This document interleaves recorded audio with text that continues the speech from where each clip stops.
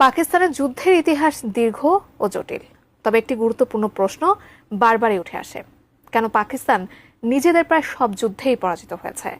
বিশ্লেষকদের মতে পাকিস্তানের যুদ্ধ পরাজয়ের পেছনে রয়েছে একাধিক জটিল কারণ, যা রাজনৈতিক, সামরিক ও কৌশলগত দৃষ্টিকোণ থেকে বিশ্লেষণ করে বিস্তারিত জানাচ্ছেন সহকর্মী ইশতিয়াক হোসেন।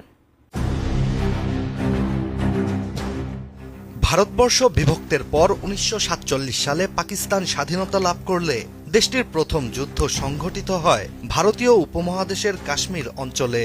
সে সময় কাশ্মীরের মুসলিম সংখ্যাগরিষ্ঠ জনগণের প্রতি পাকিস্তানের সমর্থন ছিল, যা ভারতীয় শাসনের বিরুদ্ধে আন্দোলনের একটি অংশ হয়ে দাঁড়ায়। পাকিস্তান সে সময় অবগত ছিল যে কাশ্মীর তাদের প্রয়োজন, কিন্তু তারা যুদ্ধের জন্য কৌশলগতভাবে মোটেও প্রস্তুত ছিল না।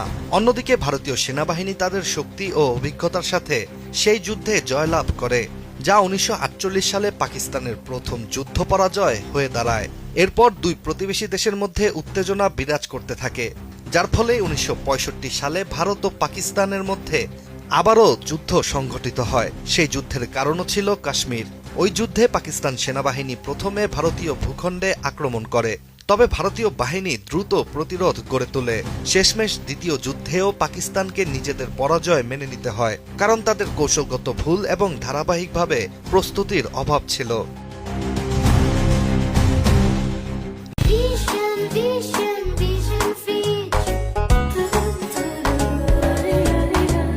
ভারতের সাথে দুইটি যুদ্ধ হেরে পরাজিত তৎকালীন পশ্চিম পাকিস্তান নিজেদের তৃতীয় যুদ্ধে জড়িয়ে পড়ে পূর্ব পাকিস্তানের সাথে, যা বর্তমানে স্বাধীন বাংলাদেশ।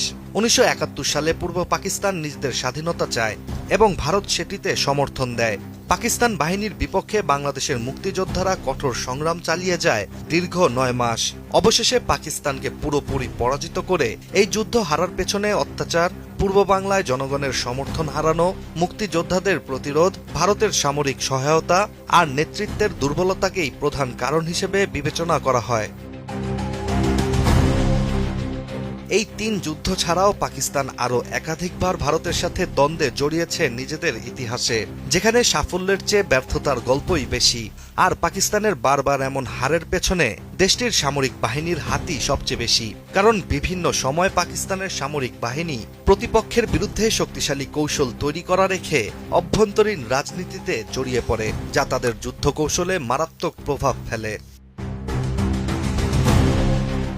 আর এমন ব্যর্থতার কারণে পাকিস্তান একাধিকবার আন্তর্জাতিক সমর্থনও হারিয়েছে, যার ফলে তাদের কূটনৈতিক সম্পর্ক কখনোই মসৃণ ছিল না।